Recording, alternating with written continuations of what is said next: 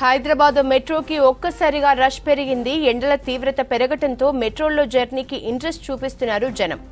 Ameerpet metro స్టేషన్లో పబ్లిక్తో కిటకిటలాడుతోంది. దీనికి తోడు ఆఫీసులకు వెళ్లే టైంలో అన్ని స్టేషన్స్లోనూ ఇదే రష్ కనిపిస్తోంది. మరోవైపు రాష్ట్ర వ్యాప్తంగా రికార్డు స్థాయిలో టెంపరేచర్స్ నమోదవుతున్నాయి. దీంతో మెట్రోను ఆశ్రయిస్తున్నారు సిటీ పబ్లిక్. హైదరాబాద్ మెట్రోకు ఒక్కసారిగా రష్ పెరిగింది. ఎండల తీవ్రత పెరగటంతో మెట్రోలో జర్నీకి ఇంట్రెస్ట్ చూపిస్తున్నారు జనం. అమీర్పేట మెట్రో స్టేషన్లో పబ్లిక్తో కిటకిటలాడుతోంది. దీనికి తోడు ఆఫీసులకు వెళ్లే టైంలో అన్ని స్టేషన్స్లోనూ ఇదే రష్ కనిపిస్తోంది. రాష్ట్ర వ్యాప్తంగా రికార్డు స్థాయిలో టెంపరేచర్స్ నమోదవుతున్నాయి. దీంతో మెట్రోను ఆశ్రయిస్తున్నారు సిటీ పబ్లిక్. డీటెయిల్స్ హరిత అందిస్తారు. హరిత, సిటీ మెట్రోలో రష్కి సంబంధించి డీటెయిల్స్ ఏంటి?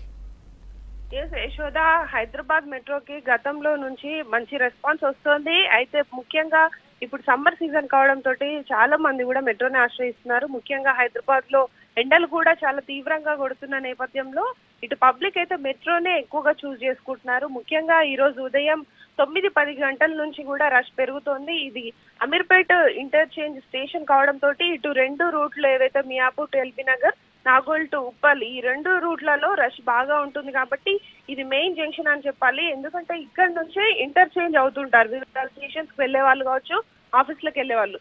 దీంతో హైదరాబాద్ అమీర్పేట్ మెట్రో స్టేషన్ లో అయితే భారీగా ఒక్కసారి జనం అయితే మనకు కనిపిస్తున్న సిచ్యువేషన్. దాదాపు ఒక 1 అవర్ కిందట ఇంత రష్ అయితే ఒక్కసారిగా చేరుకోవడం తోటి ఇటు విదేశాల్లో ఏదైతే మెట్రోకి వెళ్తుంటారో ఆ రకమైన సిచ్యువేషన్ అయితే మన హైదరాబాద్ మెట్రోలో కనిపిస్తోంది.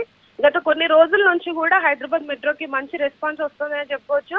ఇటు కోవిడ్ తగ్గిన తర్వాత డైలీ దాదాపు 3 లక్షల నుంచి 4.5 లక్షల వరకు కూడా నమోదైంది. ఈ మధ్య కాలంలో అయితే 4.8 lakhs పర్ డే నమోదవుతున్నట్టు ఇటు మెట్రో ఎలాంటి అధికారులు కూడా మనకు రిలీజ్ చేశారు. అయితే ఈ నేపథ్యంలోనే ఇటు ఇంత రష్ పెరుగుతున్న నేపథ్యంలో మెయిన్ గా మార్నింగ్ అవర్స్ లో అయితే 3 బోగీస్ తోటి ఉన్న కోచ్లు రన్ చేస్తున్నారు. కానీ ఈ రష్ కారణంగా 6 బోగీల ట్రైన్స్ నడిపిస్తామని గతంలో మెట్రో అధికారులు చెప్పారు. కానీ అదైతే కనిపించడం లేదు. ఈ రష్ కు తగ్గట్టుగా మెట్రో ఫ్రీక్వెన్సీ కూడా నడపాల్సి ఉంటుంది. దాదాపు 2 నిమిషాలకు ఒకటి వస్తుందని అధికారులు చెప్తున్నప్పటికీ కూడా దాదాపు 5 నుంచి 10 నిమిషాల మధ్యలో ట్రైన్స్ ఫ్రీక్వెన్సీ ఉండడం కూడా ఈ రష్ కి కారణమని చెప్పుకోవచ్చు. ఎందుకంటే ఈ ముఖ్యంగా అమీర్పేట్ లాంటి భారీ జంక్షన్ కాబట్టి ఇక్కడ ఇంటర్చేంజ్ అవుతుంటాయి. అట్లాగే ట్రైన్ స్పీడ్ ని బట్టి కూడా ఈ ఫ్రీక్వెన్సీని పెంచాల్సి ఉంటుంది.